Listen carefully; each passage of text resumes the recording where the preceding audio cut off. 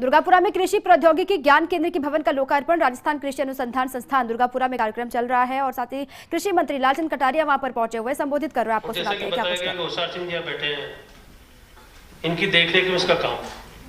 और मुझे अच्छा लगा कि जिस प्रकार का ये सेंटर विकसित किया एग्रीकल्चर सेक्टर के लिए, आने वाले समय में जो नई जानकारियां हैं, जो नवाचार देश और दुनिया में हो रहे हैं, उसकी जानकारी छात्र छात्राओं को मिलेगी, किसान भाइयों को मिलेगी।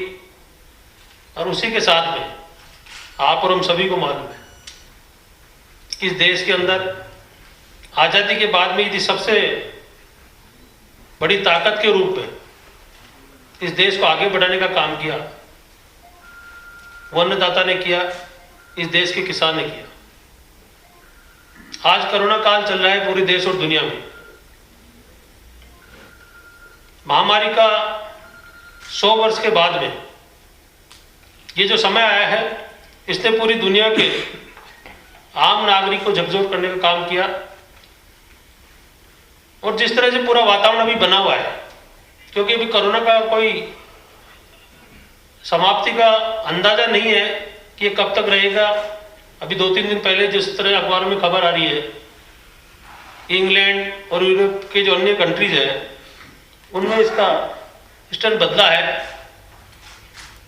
भारत ने भी कुछ फ्लाइटें बंद की है दूसरे देशों की, और जो पॉजिटिव केस आ रहे हैं उसका जो बदलाव आया है वो खतरनाक है। इस कोरोना काल के अंदर इस देश में सबसे ज्यादा यदि जीडीपी में ताकत आई है तो किसान परिवारों के माध्यम से आई है। बाकी हर क्षेत्र के अंदर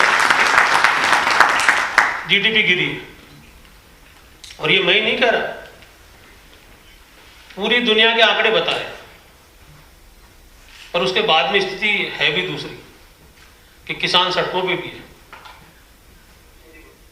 और आपको अंदाजा होगा, यहाँ कई बुजुर्ग बैठे हैं, शिक्षाविद बैठे हैं, लोग कहते हैं ऐसी बात जो मेरे से ज्यादा उम्र के हैं कि ऐसा शांतिप्रिय आंदोलन किसानों का इस देश में कभी नहीं हुआ।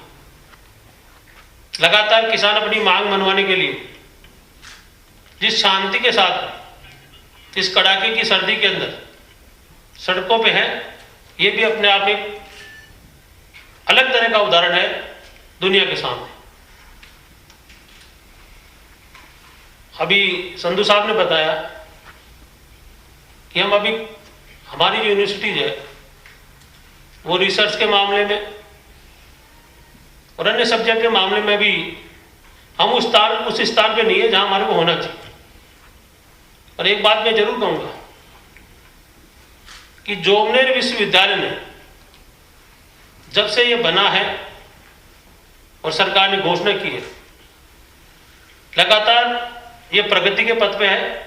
और मैं ये कह सकता हूं कि जब संधू साहब जैसा व्यक्ति वीसी हमारे को मिला है, तो निश्चित तौर पे मैं ये कह सकता हूं आने वाले समय में ये जो हमारा स्थान काफी ऊपर है, ये नीचे आएगा